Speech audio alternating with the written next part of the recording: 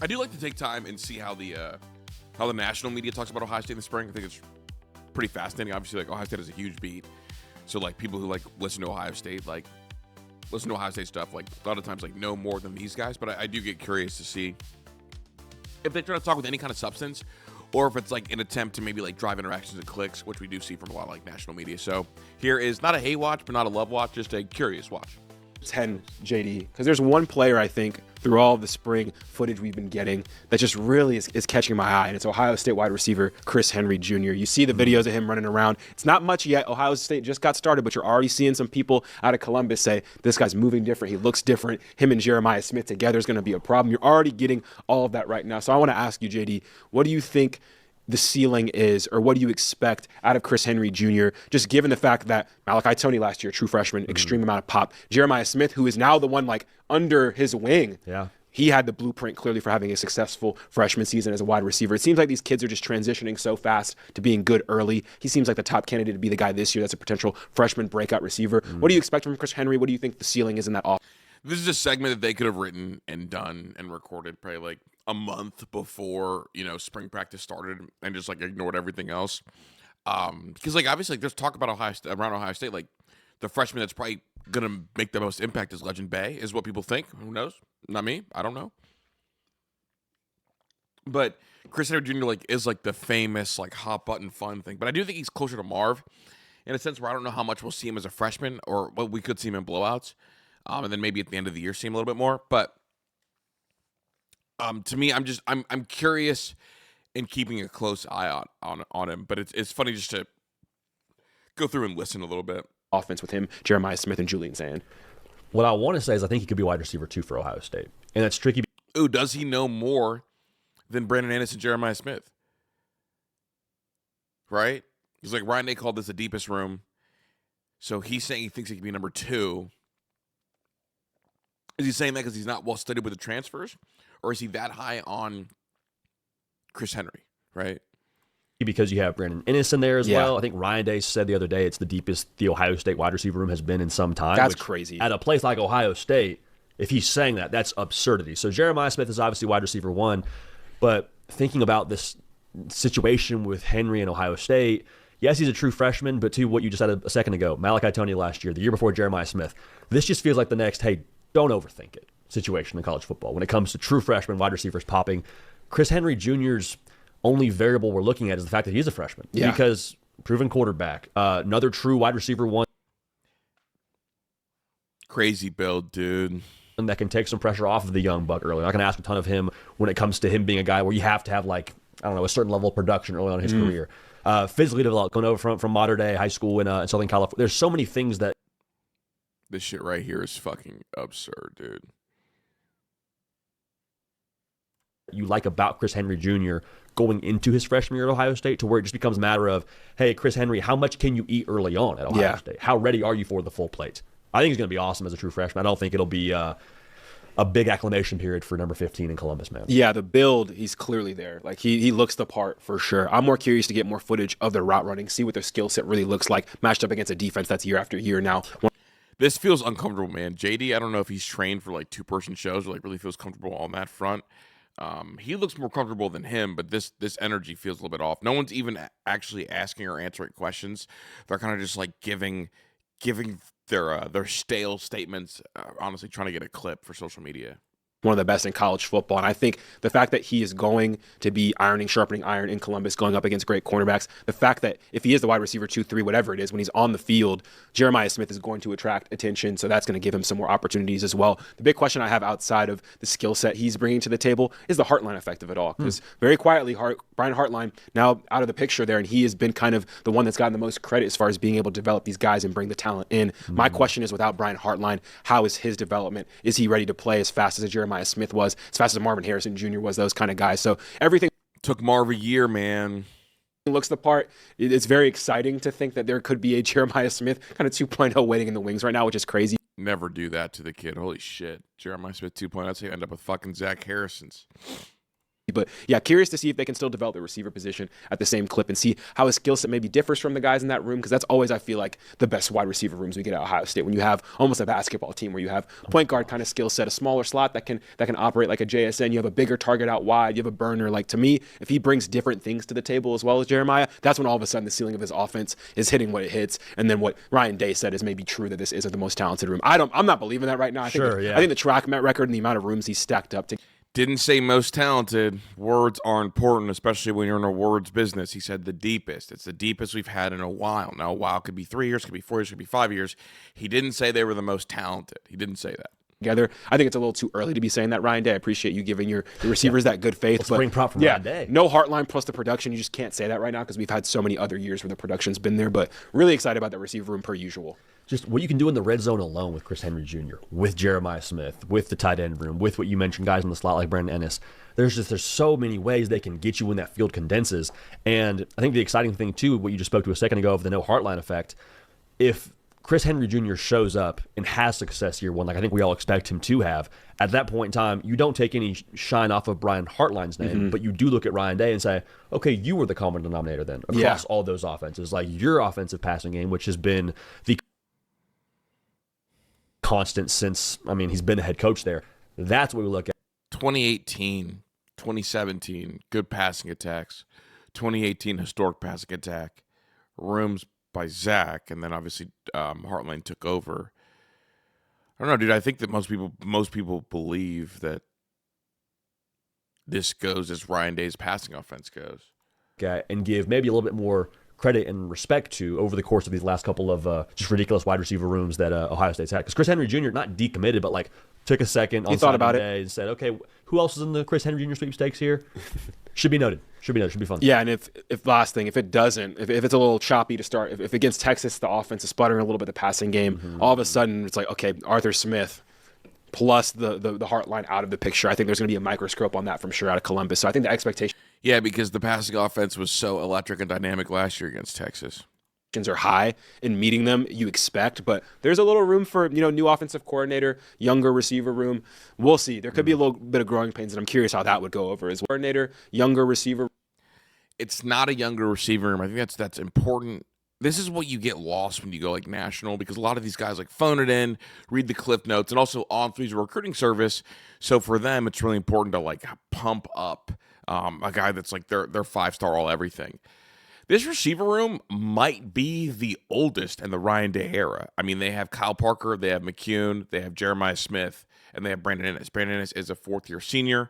McCune and Kyle Parker are both upperclassmen, and Jeremiah Smith is a junior. So, like, the overall age isn't young unless you think Chris Henry Jr. is going to start right away. And then even then, it's not young because we wouldn't really classify the Emeka Tate, Jeremiah Smith group as young because we kind of knew what two of the three were. So this is not a young receiver room. This is a young, talented receiver, but it's important. When Ryan Day talked about deepest, I'm pretty sure, not to say I know what he's thinking, but a lot of like, when he views deep as like experience. Like if you played football, and right now, there's 4 guys that are going to be in the talk rotation-wise that have played a ton of football, played a ton of receiver. Room. We'll see. There could be a little bit of growing pains, and I'm curious how that would go over as well with the fan base given the expectations over there in Columbus. Dude, I love what we're hearing about Julian Sayin too. Like the stash is one thing. I'm so glad you brought that stash up. Is nice. Thank you for not letting me move on from that because I think that's the most important storyline of the offseason. It's fun, dude. Like I'll never forget like watching Julian Sayin like play for the first time with some friends that hadn't watched him play, and they cut to him on the sideline. They're like, "Yo, what coach's son is that?" Babyface. Like they're like, "That's who's throwing 80%, completing 80% of his passes right now." Like him having a mustache, him having some facial hair. I think the Heisman odds should have shifted drastically from our friends over at BetMGM. But facial hair quarterback. Working the plug there. Crazy. He feels so much younger than Jeremiah Smith, even though they're the same age. A lot more excited now. Let's just say that. I think it's one of those things that doesn't matter, but to me, I think it's important, man. Like it matters, yeah. He looks like a grown man now. Yeah. Like when Dante Moore was sitting behind Dylan Gabriel, over that time, he grew a beard. And I was like, oh, this guy's been in the lab. He's growing the beard. I can grow facial hair now. This isn't the little freshman that was playing at UCLA now. Rogan. It's funny. I think they likely wanted to stretch this receiver segment to the 7 or 8 minute mark so they can get like inserted ads in there. ran out of stuff to talk about. Didn't really have a ton of substance with the receiver talk. So they're like, let's talk about the beard.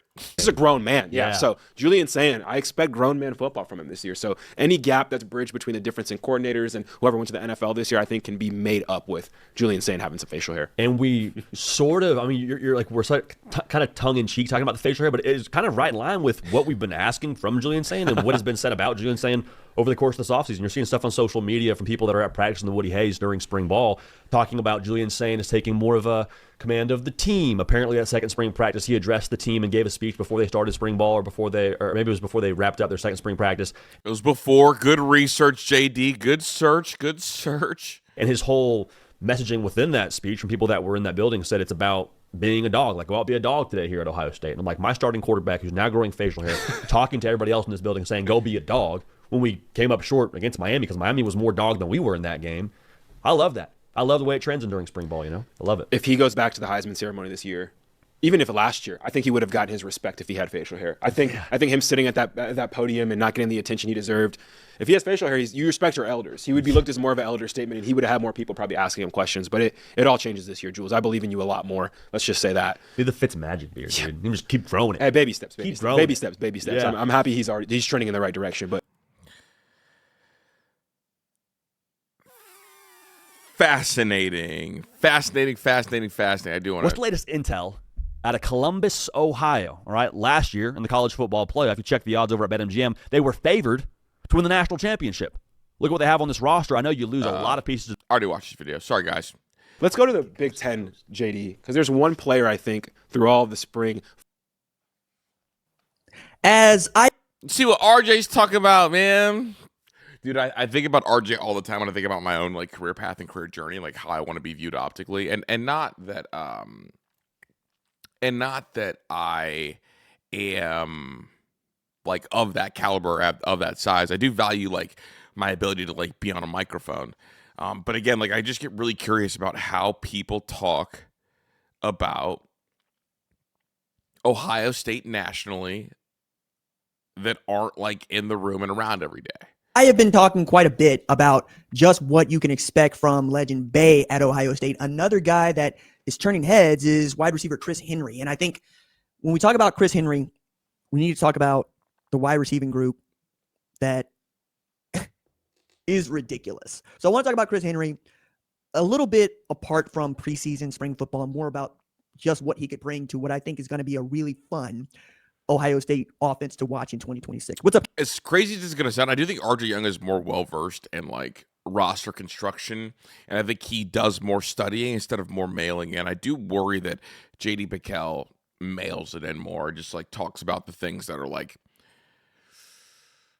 clip culture worthy. And RJ, I think his big thing is he does a show that's not clip worthy and then tries to manufacture clips that get social media outraged, and I think that hurt his career. Folks, it's RJ Young. I am not on a step mill. If this is your first time watching Adapt and Respond, thank you for joining us here. We talk college football year round. If you are into that, hit that subscribe button, like this video, answer questions, comments below.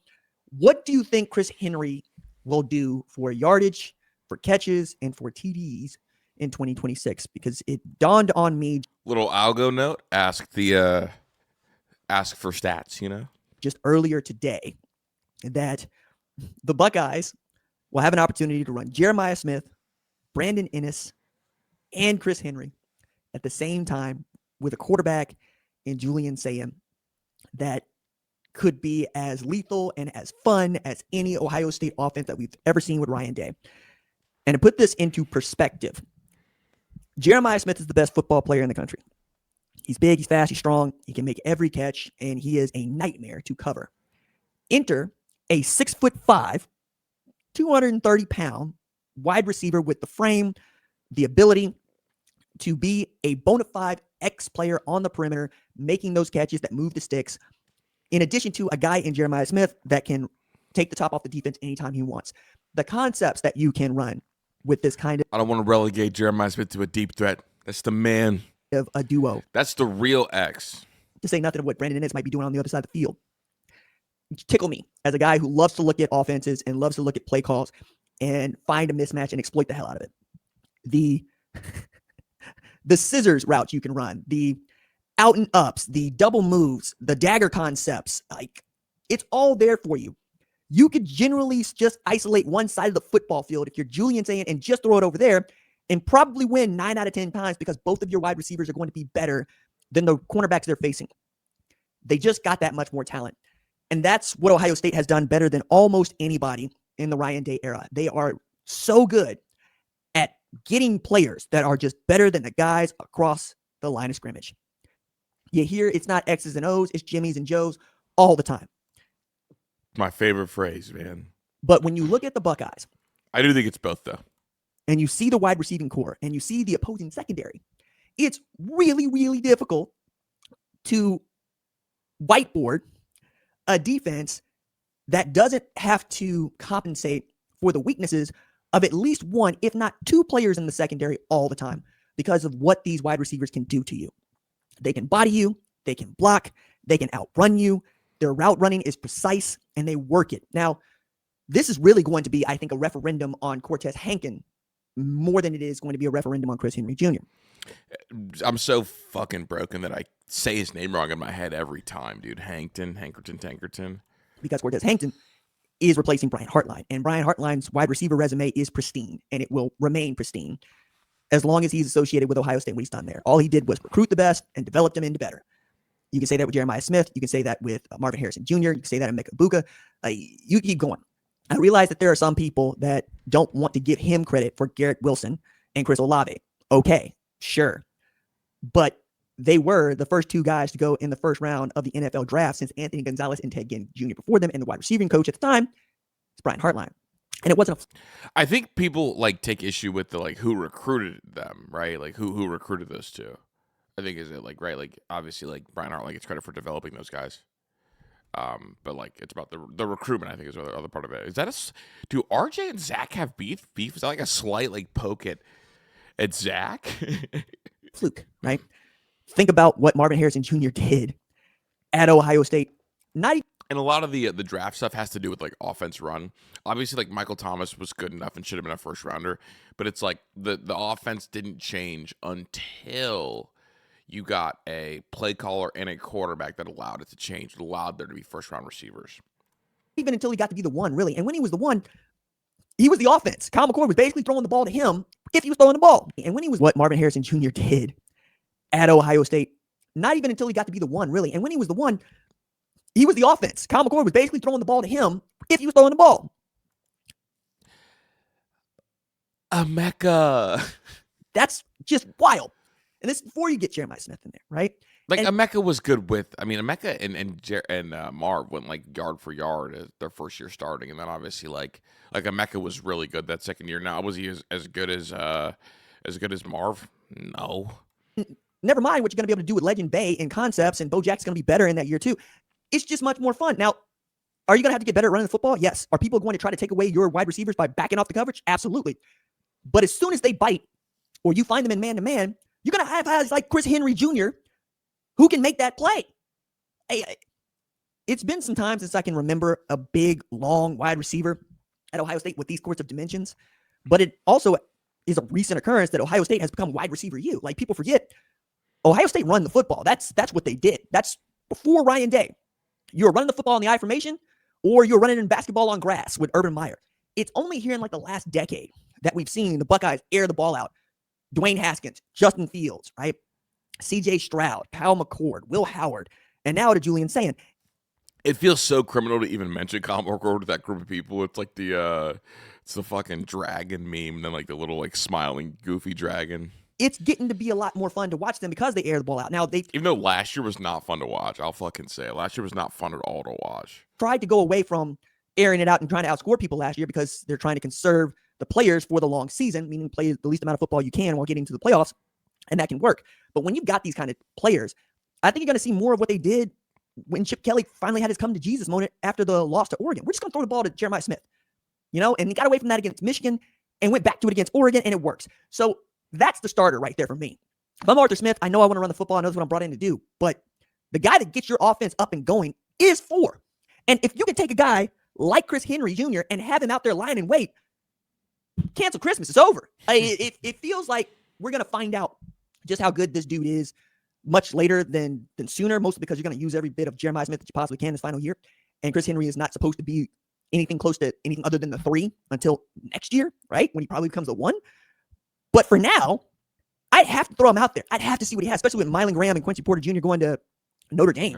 I just got to know.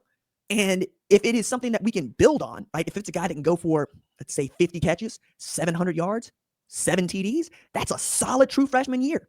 And they're only built up for more. Now, I don't know that they're going to get that many snaps. And I don't even know that Chris Henry Jr. is going to have that kind of production. But the mere threat of him being on the football field is going to be enough. And that is going to be wildly fun to watch. Dude, he's talented, man. And just like a quick soliloquy on RJ, I'm sad that he punted on his career like this. And honestly, I like the name of the show, like Adapt and Respond, because he had the whole world in his hands like a young, like black college football creator, and like became like Hot Take McGee and like pimped himself out and things went poorly. I mean, the fact that he's got 145,000 subs, but under 7,000 people watch these videos is fucking crazy, man. I think he's talented, man. I think he tried to microwave it when it should have just been on the grill, slow cook it. So, but it's funny. Look, we just did 2 national topics about the Ohio State wide receiver room. We got mention of Jeremiah Smith, Brandon Inniss, no mention of McEwen or Kyle Parker, and the role that we could see Hankton with the whole rotation thing. None at all. So I just find it fascinating. I'll be back with more of these. I want to unpack how nationally people view the Ohio State wide receiver room. Like and sub, obviously. Thank you for 9,000 subs. It means a lot to me. Hopefully 10,000's in our future. I'll holler at you guys.